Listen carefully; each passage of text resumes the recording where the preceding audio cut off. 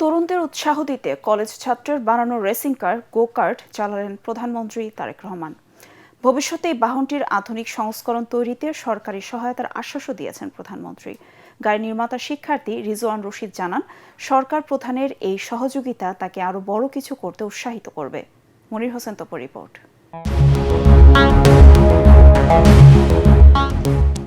সামাজিক যোগাযোগ মাধ্যমে সম্প্রতি কলেজ শিক্ষার্থী রিজওয়ান রশিদের রেসিং কার গো কার্ট তৈরির বিষয়টি ভাইরাল হলে তা প্রধানমন্ত্রী তারেক রহমানের নজরে আসে।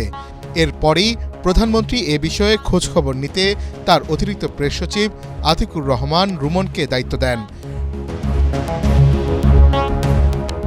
সরকার প্রধানের আমন্ত্রণে সাড়া দিয়ে শনিবার দুপুরে রাজধানীর তেজগাঁওয়ে প্রধানমন্ত্রীর কার্যালয়ে নিজের উদ্ভাবন করা রেসিং কারটি চালিয়ে হাজির হন রিজওয়ান। সাক্ষাৎকালে তিনি প্রধানমন্ত্রীকে এই গাড়ি তৈরির নেপথ্যের গল্প শোনান।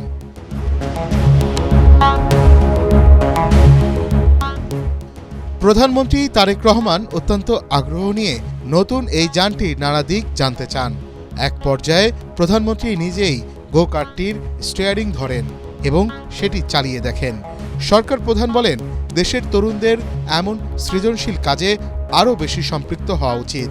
আশ্বাস দেন, এ ধরনের দেশীয় উদ্ভাবনকে এগিয়ে নিতে সরকার সবসময় পাশে থাকবে। স্যারের প্রতি কৃতজ্ঞতা আমার আরও বেড়ে গেছে যখন উনি দেখছে যে এটা উনি চালাইছে। এটা হইতেছে একদম বুকে গিয়ে লাগছে যে আমার গাড়ি একজন প্রাইম মিনিস্টার চালাইছে। আমার ইচ্ছা আছে বাংলাদেশে একটা কালচার শুরু করার। জাপানে যেরকম এইগুলো গাড়ি ফরেনাররা রাস্তায় চালায়, জাপানে কিন্তু এটা স্টিল ইললিগাল, বাট জাপান সরকার এটাকে অ্যালাউ করে। তো আমিও চাই বাংলাদেশেও এটা শুরু হোক। জিনিসটা যে একেবারেই আনসেফ এমন না, একটা বাইকের চেয়ে এটা সেফ। দেশের প্রধানমন্ত্রী তার বানানো গাড়ি চালাচ্ছেন, এমন দৃশ্য দেখে অভিভূত হয়ে পড়েন শিক্ষার্থী রিজওয়ান রশিদ। রিজওয়ানের বাবা একজন ডিপ্লোমা ইঞ্জিনিয়ার, যিনি বর্তমানে শিক্ষা মন্ত্রণালয়ের যান্ত্রিক বিভাগে কর্মরত। মূলত বাবার অনুপ্রেরণাতেই প্রযুক্তির এই পথে তার যাত্রা শুরু। সবচেয়ে দামি যে জিনিসগুলো সেগুলো হচ্ছে এই টিউবলেস টায়ারগুলো, ট্র্যাক টায়ার। এগুলো গোকার্টের জন্যই বানানো হয়েছে। আর এখানে আহামরি তেমন কিছু রকেট সায়েন্স নাই, খুবই সিম্পল।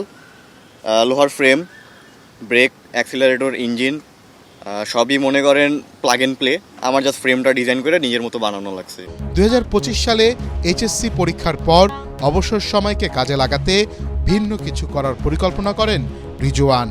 আর্থিক সীমাবদ্ধতা থাকায় একটি গো কার্ট তৈরির চ্যালেঞ্জ নেন তিনি। মনির হোসেন তপু, এটিএন বাংলা, ঢাকা।